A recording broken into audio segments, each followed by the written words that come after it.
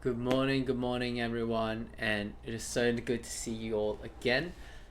I haven't currently got verified yet, but nonetheless, we're gonna keep waiting. But in the meantime, let's continue and read God's word. The verse of the day is from Psalm chapter 23, verses 5 to 6. It's such a famous verse, but very rarely do we really break it down into the meaning and think deeply about what it means. So let's do that today. In Psalm 23, 5 verse 6, it says, "Prepare a table before me, in the presence of my enemies. You anoint my head with oil, my cup overflows. Surely your goodness and love will follow me all the days of my life, and I will dwell in the house of the Lord forever." Amen. As Psalm 23 comes to a close, the psalmist paints a really beautiful picture that is both dynamic and ironic, because the main points of these verses is talking about a cup of blessing that overflows. So I want you to imagine God is in front of you and he's laying out a feast before you in the presence of adversity. Whether you're going through financial struggles right now, if it's your mortgage, if it's debt, if it's student debt racking up, or car loans, or maybe it's not even financial, it's your relationships with your family, maybe it's a relationship with your significant other, or whether it's a workplace problem.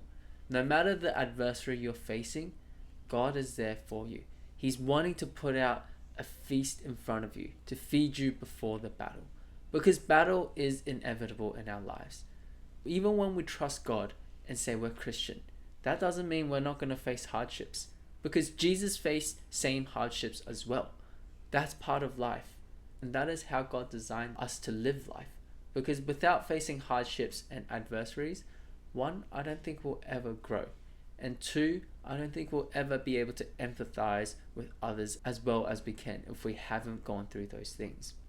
Not only does God want to lay out a feast before you, but he says, "You anoint my head with oil, and my cup overflows." Anointing with oil demonstrates a divine favor and strength.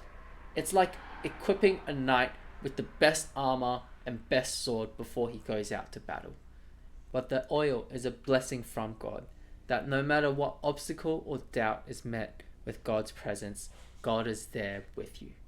And with the cup, it's not just full, it's overflowing. So his joy and his blessings overflow from us to spill into the lives of others. And lastly, the psalmist concludes with wholehearted trust. "Surely your goodness and love will follow me all the days of my life, and I will dwell in the Lord's house forever." Psalm 23 verse 6. God's goodness and love are our constant companions, following us wherever we go. And so his goodness surrounds us and leads us to the perfect presence of our shepherd, Jesus Christ. There we will live in the house of the Lord now and forever, and we're always welcome in his presence. What good news is that? So let's have a bit of a time to reflect on what is it in your life that you're facing adversaries today. Was it the things that I just said? Maybe it was other things that I didn't mention today. Maybe you're facing a battle in jail, whether you're facing violence at home, all sorts of adversity. Do you believe that God will overcome those for you? Do you believe that God is there for you? Because his word from the Bible is never changing. Whereas our feelings do change. What I feel today is going to be different from what I feel tomorrow. Or my circumstances today is going to be different 2 years from now. These change. Why are you trusting something that changes, whereas the Bible, the word, has been there since the beginning of time and his character never changes? So who do you choose to believe in today? Let's pray. Dear Heavenly Father, Lord, we thank you that you anoint our head with oil and your blessings, Lord, that in every day of our lives, no matter the adversaries that we face, Lord, we can come to you for shelter, for you are our refuge and you are our cornerstone that we build our lives upon. We thank you that we can come to you in front of your presence to rest and to receive your blessings and grace. And no matter where we are, we know that your anointing is with us.